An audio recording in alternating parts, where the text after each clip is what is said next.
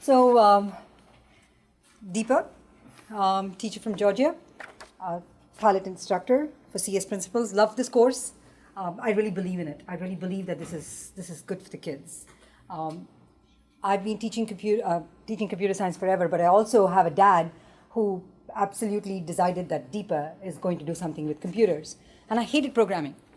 Girl, and but loved dad, thought the sun rises. I still think the sun rises and sets with him, though I refuse to accept it anymore. And he said, you're going to program, and I didn't really enjoy it. But I am a very, very good programmer, purely by force. So when CS Principles came along, I said, that is me. I program, and I'm a very good programmer because I really don't have any other skill. But if I had a choice, the reason I like computer science is not because it is programming, but it's because it's problem solving and logic development and computational thinking. And that's what CS Principles tries to teach. And tomorrow I'll go in great detail about the curriculum framework and the big ideas, and you'll all have a copy and we'll all examine the details of it. Today, we wanted to focus on one of the assessments that College Board has proposed for us. We have basically 3 assessments, and these are meant to be something very much like the AP Studio Art, where students work in class and submit it. See, it takes the intimidation factor out. In a typical AP exam, it's that day, do or die. It's, you can prepare, but if that day you fall sick or you get very nervous and you cannot answer the questions or whatever, there you've not necessarily passed or you've not gotten a good score. So here the intimidation factor is gone. You've gotten 3 weeks to sit and program. You get a partner to program with. You're in your familiar classroom environment. You've practiced enough times, and now you're able to exhibit without any intimidation what you have learned. That is so suitable for something like programming. I graduated from my bachelor's. This is in India. And I still remember I wrote an assembly like I told you, and we had to release the product the next year. And I had my boss here. Is it done? Is it done? Is it done? Is it done? And just because you stand here, it's not going to get done faster. Can you just go and sit somewhere? And that's really intimidating, right? And I've really tried not to be that for my students. I've tried to really stay back and, in fact, sometimes I'll sit at my desk and wait. And I know what everybody's doing, but I'll just show that, and I'll tell them, I really don't, I tell them the story and I say, I don't want to be that. So come and ask if you have any questions, and otherwise I'll come and periodically check. So the Create portfolio is the first of the 3 assessments that College Board asks us to send. And Jill made the world's greatest discovery yesterday. It is really 2 projects in one. So we really have 4 assessments that College Board is asking us to turn in. We have and in that, the Create has actually 2. The Create has a project that you have a partner with, and you produce a project and you turn it in. Then you go back on your own and you sit together alone and you work on a project and you turn it in. So you're really turning 2 in, right? But it's kind of clubbed under 1, and it's called the Create Performance Task, because this is the only performance tasks that is centered around programming. You're taking any programming tool. In our case, we are taking Snap, but theoretically, it could be any programming tool, and try to address an idea that you want to depict using programming. You want to take a problem and you're trying to solve it by using programming. And like Bucky and I were talking when we were coming back, the whole point is to try and teach that it's not the tool that's important. It is the process. It is a process of problem solving. It is a process of trying to get the design of a project down, right? So people say, right, oh my God, but Scratch, Snap, that's drag and drop, that's a baby thing. I want to do real life stuff. If done correctly, the transition from a drag and drop to a text programming language should be minimal, because the constructs are still the same. We've taught the constructs, we've taught the computational thinking, we've taught the logic development process, and we'd go more into detail. I'll talk some now. You're in groups, you'll talk by yourselves. Tomorrow we will do. By tomorrow evening, you'll be sick and tired of this and not want to see it again. But you will get a good idea as to if taught correctly in the classroom, which you guys absolutely, after yesterday evening, I'm no doubts this is going to be outstanding. First year was outstanding, second year is going to be even better.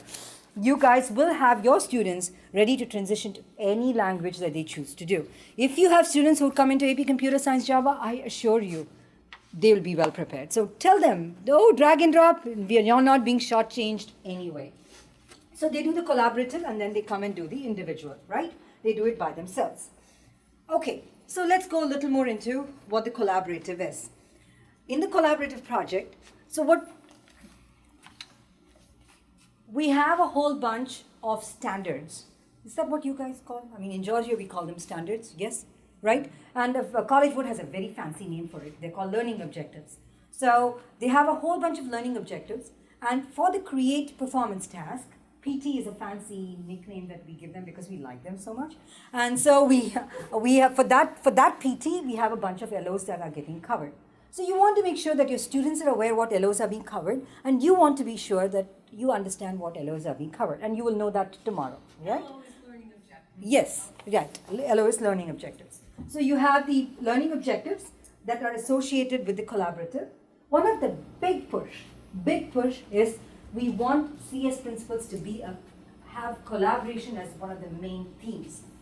If in my mind, as I was trying to get ready for this week, there are 2 or 3 things that are key in this course that I think it'd be good for us to start off with. 1 is collaboration, 2 is creativity, and 3 is that this course has a lot of writing. Just keep that in mind, and we'll go more and more into it. So let's talk collaboration. So we need to really think and understand what collaboration means, and we'll talk more about this even tomorrow. How do you collaborate? Wade and I, right? Friends call you Wade? Mm-hmm. Good. So he and I collaborate, right? So I'll write the writing part. You do the programming. We both go. I done. We put it together. We submit it, right? And Roy is our teacher. We give it to Roy. Roy thinks we are the greatest.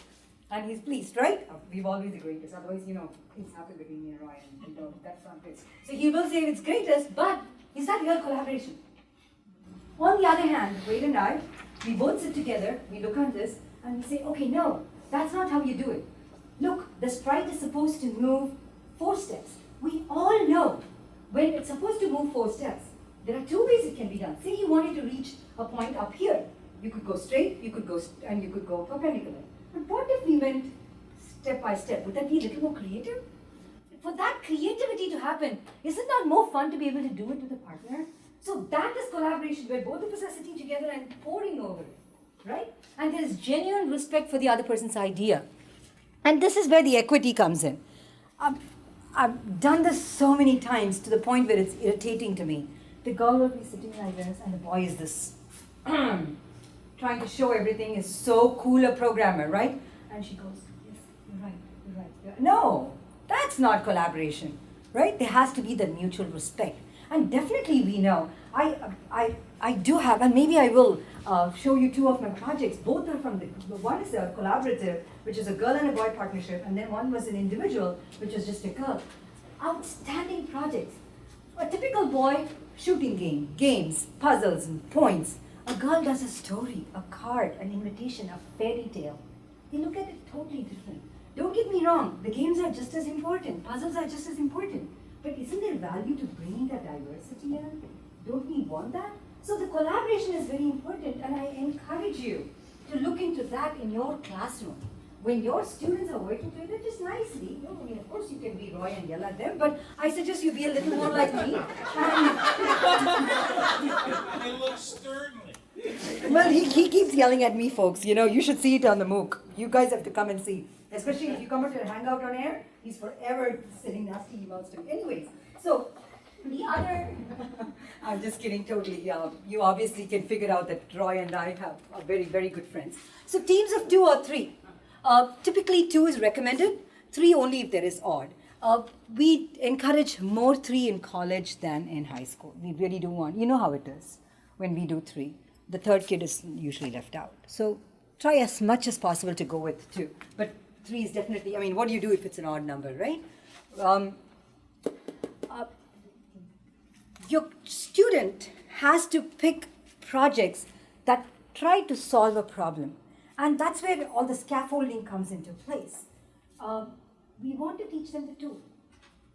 We want to teach them all the possibilities. We want to give them enough projects that builds on their ideas before they reach doing a large project. The large project is no longer, at the point when they're doing the large project in expertise, they are no longer, they are experts on the tool already. And they are now sitting and thinking, how can I use this tool effectively? Right? Just something to think about. They are not learning the tool. They are not demonstrating knowledge of the tool. They are demonstrating knowledge of the problem-solving computational thinking. Right? That's the purpose behind the Create PT. So games, create a story, make a card, all kinds of stuff. And then you have the writing. Okay. So remember I said collaboration, creativity, writing. As we talk, right, we are focusing on the process. We're focusing on problem solving. So one of the most important components is the writing part. So we want them to reflect on the collaborative. And as an AP course, 3 years down the road, that report is very important, and there'll be grades on how the students tell us how well they have collaborated. So we are looking for collaboration in its true sense. He did that part and I did this part, is going to not get many points. We sat together, we came across a problem, we tried to solve it, and kids will write that. Now, having said that, kids don't like to write, and we've got to discuss that, but keep that in mind, that there is a significant amount of writing. I do want to tell you one more thing. I personally found that writing, as CS teachers, is it right? Most of you are by yourselves in your school, as you're entering into your first year of teaching CS. That's a really lonesome feeling. You see the math teachers sit together, they talk, you see the language arts teachers sit together, and then there you are. And especially I get along really, really well with the language arts teachers, and they keep saying, come, but then they talk a different language from me. They don't get what it's not they don't get in the negative sense. There's just no common ground, right? Now, with the writing piece, I actually could go talk to the language arts teachers. How do you make them write? What exactly, how do I get, this is the theme I have, I could actually discuss something. And it definitely for us teachers, teaching writing is a little less intimidating. And I think as first year CS teachers, this is something that's doable. Think about that. And so that's the collaborative piece. And then the individual one. So you asked your students, go think of an idea. You and your partner, what do you like to work on? Pick an idea, go sit and write a program on it. Then you talk to them individually, what would you like to work on? And you have them work on that. I said, talk to them individually. I need to back that up.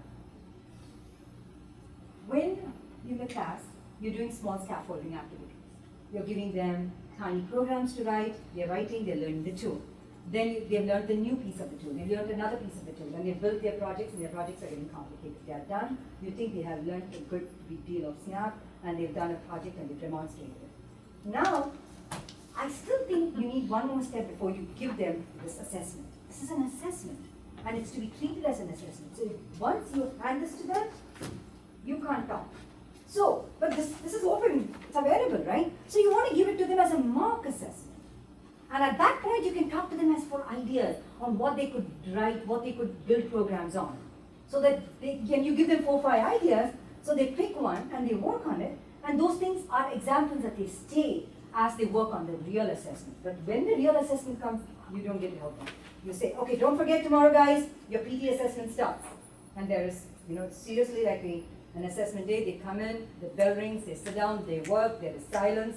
And college, all the Carol and Kathy and Jeff will tell you specifics on how the files need to be turned into us and everything.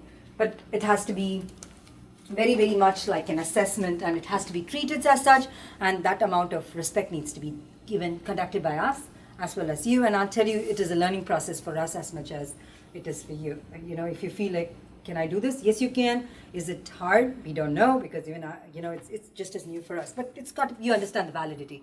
Right? It has to be different from the collaborative one. You'll see in the PT, and your team will talk with you. It says at points that it should be significantly different. Talk about it, discuss it, think. We will be meeting in Hangouts, and we can talk over further on what we mean by significant. Don't stress over the details. Know that at least for the first semester, Just focus on teaching them the tool and building projects and making it fun for them. End of the day, you're not the sage on stage. You are a facilitator. You're helping them. You're teaching them the process of learning, figuring it out. Don't be afraid to say, I don't know, let's figure this out together. I still say that, right? I mean, I can't know everything at the rate everything is learning. And then I'll spend all the time to learn something. Guess what? They come up with something new and I have to learn all over again. So writing, this here I wanted to mention a different kind of writing. Remember I said in collaborative, there is writing? And I said this is reflective. It's reflecting on the collaborative. But here the writing is both. It's reflective as well as you're writing the process down. You know, thinking of problem solving, thinking of computational thinking, thinking of using various palettes, thinking of the problem, the bugs they found, all that comes here. The algorithm, all that comes here. The reflection is also here, but the reflection on the collaborative is bigger up there, right? And there are prompts that students will have to answer. Did I miss anything? No, great. So I said something that I want to repeat, and it's here. Prompts. Your students will be given very specific prompts that they would have to respond to. The PT has questions, and they just respond to those answers, and they turn it in. They don't need to necessarily write an essay. But there is a word limit that is attached to each one of them. And for example, let us look at, it doesn't have page number. So if this is you have this paper in front of you, it's there in your folder. So let's take a look at this. And I'm almost done, Jeff. I have another minute and I'll be done. In your folder, it's called AP Computer Science Principles Draft Performance Tasks. And if you go from the back, I would say not the last, not the second last, but the third last. It says, Computer Science Principles Performance Tasks Create Applications from Ideas. Right? And this is the one that we are going to discuss in a few minutes. You are going, well, there's an activity, and then you're going to go with your teams, and this is the page you want to be on. I just want to point you to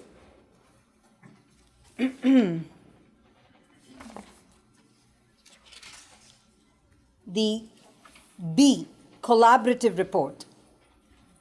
And it says, respond directly to each of the following prompts.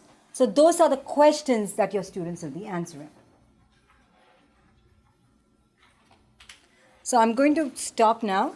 I've tried to set in context what the create performance task is. You will get some time to read it within your groups.